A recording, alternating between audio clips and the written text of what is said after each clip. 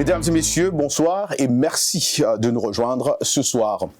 Le partenariat stratégique entre la République démocratique du Congo et les États-Unis suscite beaucoup de débats, mais aussi de nombreuses interrogations au sein de l'opinion congolaise, comme vous le savez tous, entre espoir, inquiétude et parfois confusion. Il est essentiel de revenir au fait de comprendre clairement les enjeux de cet accord. Pour en parler d'ailleurs, nous avons le plaisir, allais-je dire, de recevoir aujourd'hui Monsieur Christian Tshibanda, analyste et acteur engagé sur les questions de coopération internationale et des relations entre la RDC et les États-Unis. Il est membre, je dois le dire ici, de l'American Congolese Business Affairs Committee, une organisation non gouvernementale américaine basée à Columbus, dans l'État de l'Ohio, qui œuvre à la promotion d'une meilleure, d'ailleurs, compréhension des partenariats stratégiques impliquant la RDC. Avec lui, nous allons tenter de répondre aux vraies questions que se posent les Congolais, expliquer cet accord en des termes simples pour que, d'ailleurs, on va en parler en lingala beaucoup plus pour que les Congolais comprennent. Cette émission sera lingala français, mais plus lingala, et aussi analyser les implications économiques, politiques et sécuritaires pour l'avenir du pays. Messieurs Christian Tshibanda, merci en tout cas.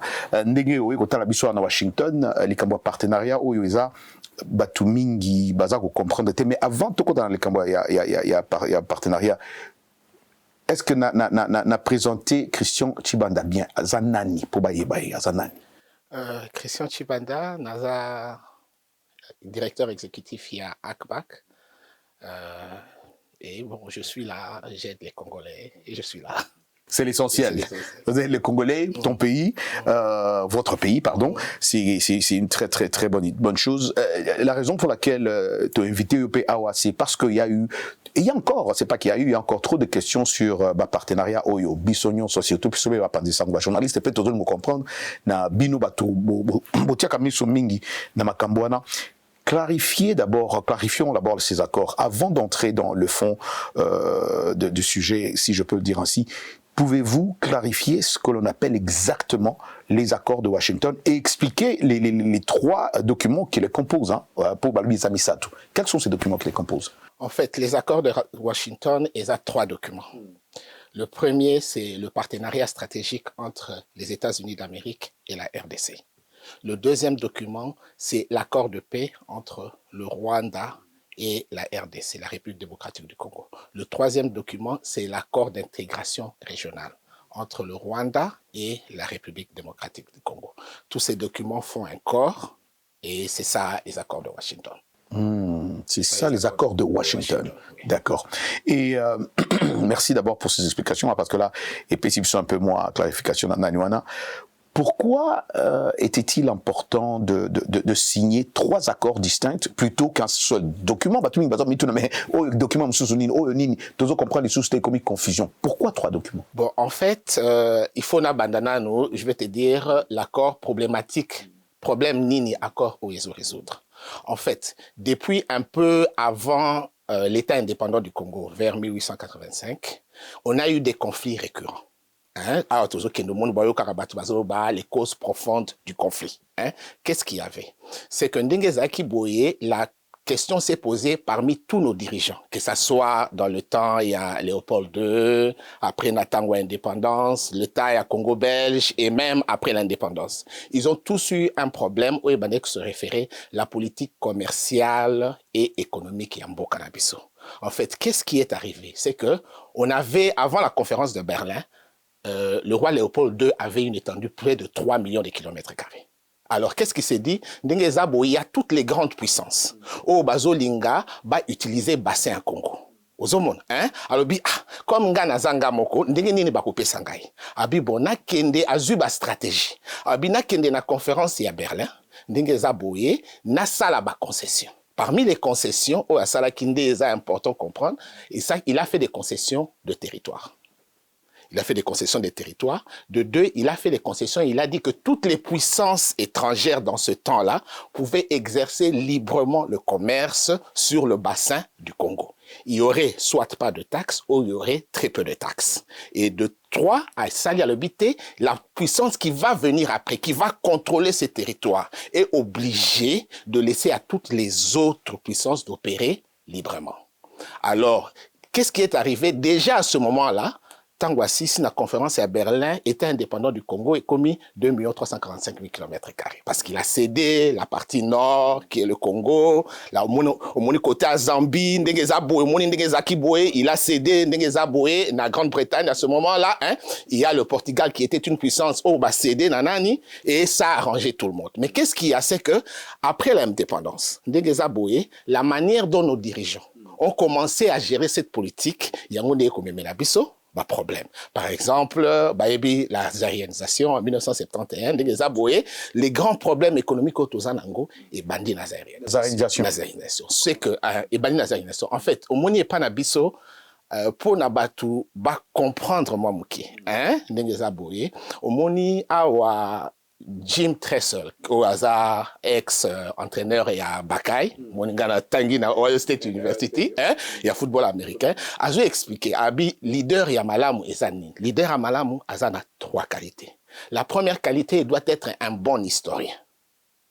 Ah bon? Oui. La deuxième qualité, la première qualité, il doit être un bon historien. Il faut aller ma histoire pour nini to komi na place le passé. Deuxième, il faut avoir un bon analyste. Donc, à ba élément passé, na ba élément présent à analyser. Troisième, il faut avoir un bon prophète. C'est-à-dire un bon prophète a décision qui cause réaction à venir. Et de tous nos dirigeants, problème est ça c'est leur appréciation de 2 faits. Le premier fait est l'accord Wana en 1885 sur l'État indépendant du Congo. Héritage et Kendarati Lelo. Et il y a eu un deuxième, qu'est-ce qu'il y a quand la deuxième guerre mondiale est venue, le Congo a participé à aider que la puissance géopolitique, l'Occident gagne. Hein? Balobi Kendenge Zaboye, Mboka o comme aider Bisson. Il faut tout s'arranger éthique à la caca côté na Bisson. C'est pour ça que tu comprendras tous les problèmes qu'on a eu après. Léopold II, les problèmes que le président Félix Tshisekedi a aujourd'hui, Léopold II l'avait eu. Il a fait des concessions. Oui, il a fait des concessions, il est venu. Qu'est-ce qui est arrivé? Par exemple, dans son cas, qu'est-ce qui est arrivé? Il dit que non, je vais faire un État. Hein, mais qu'est-ce qu'il fait? Il prend un décret et dit non, ça sera une propriété privée. Oui. Et après, tant que ko exploité caoutchouc ndengeza boye, balukele ba problème de moni avec Osedeango en 1908. Donc et pas na biso, ba leader na biso. Il faut se référer mingi, il faut batang si biso mingi na classe. C'est deux points historiques il faut toyer bango ndeko permettre biso siko accord stratégique et yoko résoudre ba problème. C'est pour ça qu'on appelle ça un accord historique. Bon, par exemple, sur le nom, au moins on parle d'un partenariat. Hein, les gens pour dire que ce sont 2 personnes égales. Hein, stratégique pour Nani, parce que ça n'a pas question, ils ont traité la question géopolitique, na géostratégique. Hein, c'est ça l'accord. Hein, c'est ça l'accord. Donc, parti Wana, maintenant, qu'est-ce qu'il faut tout simplement savoir? Qu'est-ce qu'il y a avant Nakota, hein? N'a pas question qu'est-ce qu'il faut savoir? Qu'est-ce qu'il faut savoir exactement? Le président Félix, hein? L'accord, on entend dire que l'accord est un accord, ce n'est pas un accord congolais. Hein? En fait, l'accord est un accord congolais. Le concepteur est congolais, mais les documents officiels ne publient pas son nom. La demande a été faite par le président Félix Tshisekedi, hein? Au président Trump, qui est Azana Feeling, un businessman, lui-même a accepté l'accord. Ce n'est pas l'administration, lui-même. C'est pour ça que vous voyez, lui-même, il a dit non, on va aller. Il a dit à l'administration était hésitante parce que il y a l'obité. Oui, il y a l'obité, nous allons aller dans cet accord. Donc, l'accord est venu, c'est pas le président Trump. Hein, c'est pour ça que l'accord Ndingezabo est. Et bon, l'accord est congolais, pourquoi? Parce que qu'est-ce qui est en fait l'accord c'est pas congolais parce que le président congolais m'a initié président congolais, concepteur Aza congolais, mais aussi ce que les gens ne regardent pas. L'accord en fait c'est un traité économique et sécuritaire. Ils en ont 2 volets. Un traité entre 2 États qui a un volet économique et un volet sécuritaire. Ce qu'on va voler, on a le volet sécuritaire s'appuie sur 2 collaborations qui se sont faites dans le passé. La collaboration avec la base de Kamina et la collaboration avec la mine de Chikolobwe. C'est pour ça que tu dois comprendre, je parle de ce qui s'est passé après la Deuxième Guerre mondiale au Nani. De deux Ndengezabo sur le plan économique. Et Zozoa, coopération Mibale. La coopération qu'il y a eu avec General Motors dans le temps et la coopération qu'il y a eu avec Teke, Fungurume Mining. Bon. Le président Tshisekedi, quand il fait la demande, il dit quoi? Président Trump, moi, j'ai les richesses dont vous avez besoin. Je vous donne accès à ces richesses de manière à ce que vous pouvez, ça aide votre économie et ça aide votre sécurité nationale. Vous, en contrepartie, vous m'aidez une assistance sécuritaire de manière à ce que je puisse étendre et je puisse remettre la stabilité et l'intégrité territoriale sur toute l'étendue. Et de deux, vous m'aidez sur le plan social et sur le plan de développement dans mon pays. En fait, ce sont ça, les deux contreparties. Sécurité, la sécurité, c'est quoi? C'est que aidez-moi à rétablir l'autorité, cette paix, tout ça, aidez-moi à terminer cela. Et bon, c'est pour ça que dans les accords, l'accord principal, c'est le partenariat stratégique. Les deux accords, l'accord de paix avec le Rwanda, l'accord d'intégration, sont en fait, en réalité, des annexes de cet accord stratégique. OK. En fait, c'est ça. Waouh, c'est plus clair. D'ailleurs, avant qu'on continue, il y a mon collègue Jean-Luc qui m'avait dit, quand Roger, vous allez recevoir Christian, de lui poser où en est-on avec cet accord d'abord? Oui, où en sommes-nous avec cet accord? En fait, cet accord, c'est un traité. Un traité international. Et qu'est-ce qu'il y a dans le traité? Il y a ce qu'on appelle, il y a la procédure de signature et de ratification des traités. Et chez nous, jusque-là, l'accord, pour qu'il ait ses pleins pouvoirs, il faut qu'il y ait la signature qui a été faite le 4 décembre. Exactement. Il faut qu'il y ait la ratification par le Parlement congolais qui n'a pas encore été fait. Cette ratification, c'est ce qui va permettre à ce que, parce qu'aujourd'hui, beaucoup de gens se plaignent, il y a encore des combats sur les terrains. Qu'est-ce qu'il y a? C'est que il y a certains pouvoirs, oui, il y a certains pouvoirs dont Trump a besoin de l'aide du Congrès américain. Or, ceux qui ont travaillé dans le gouvernement américain vont comprendre qu'est-ce qu'il y a. Le gouvernement américain ne ratifie un traité qu'après que l'autre partie l'ait fait. Ce qu'ils attendent. C'est qu'ils attendent, donc les Américains ne peuvent pas aller, le Congrès ne peut pas agir, parce que je vous donne un exemple. S'il y a certaines opérations, Trump doit faire une notification à une commission au Congrès américain. Et cette commission-là, sur base de quel accord? Ici, c'est la loi. Donc c'est ça, c'est de notre côté. Je ne sais pas pourquoi les stratèges congolais ont voulu que ça soit en mars. Pour moi, ça doit se faire le plus tôt. Le plus tôt, c'est fini. Le plus tôt, vous donnez au président Trump les moyens de terminer cette guerre-là. Oui. Wow, c'est plus clair pour nous, en tout cas. Merci infiniment. Parlons alors, en parlant toujours de ces trois accords, sont-ils juridiquement liés, enfin, entre eux, et peuvent-ils être appliqués, ou peuvent appliquer séparément, ou non, c'est quoi? Non, non, c'est ça lié, parce que, voilà, monsieur, c'est ça, annexe. Qu'est-ce qu'il y a?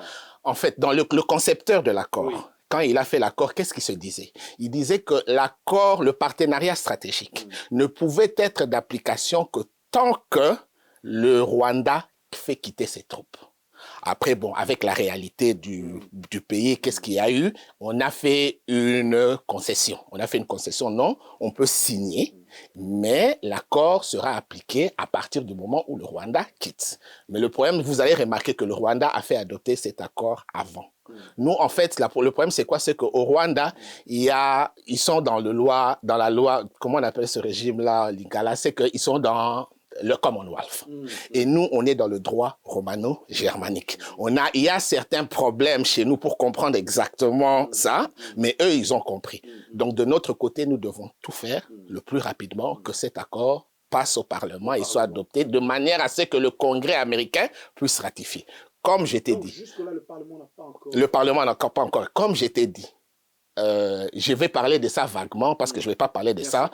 Les Américains oublient très difficilement. C'est qu'il y a eu un accord qui a été signé, qui était la conséquence de la fin de la guerre mondiale, qui a été signé mais qui n'était pas ratifié. Et il y a eu un de nos dirigeants, du Premier ministre, après l'indépendance, qui a suspendu cet accord. Donc, il se rappelle. Donc, de notre côté, nous devons nous arranger à être diligents de manière à ce qu'on fasse ratifier cet accord par le Parlement le plus rapidement possible. Qu'est-ce qui se passe alors, M. Christian Tshibanda? D'après vous, quelle information détenez-vous? Pourquoi élection au Ténat, Congo? Bon, en tout cas, cette question, il faut poser aux stratèges congolais, hein, et aux stratèges congolais.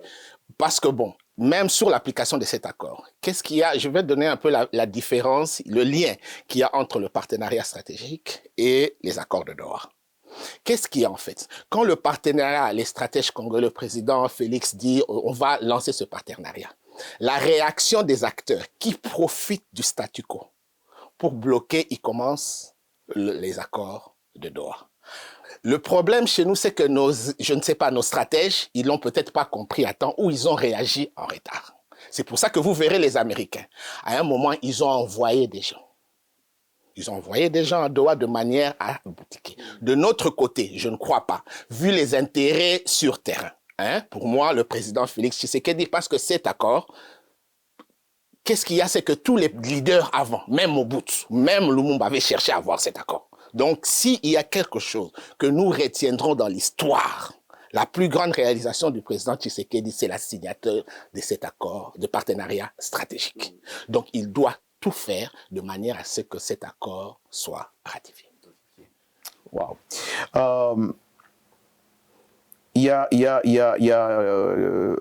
un étudiant qui m'avait posé cette question une fois pour me demander exactement, en parlant de l'accord, vous avez parlé de cet accord entre la RDC et le Rwanda. Que contient concrètement l'accord de paix entre la RDC et le Rwanda? Bon, en fait, dans l'accord de paix, je sais qu'il y a beaucoup de polémiques sur ça. Pourquoi on n'a pas cité le Rwanda comme agresseur? C'est que ce que j'aimerais expliquer à notre population, j'espère que Nazaka na lingala nazoki français et lo kona lingi ke bande kona biso ba yeba.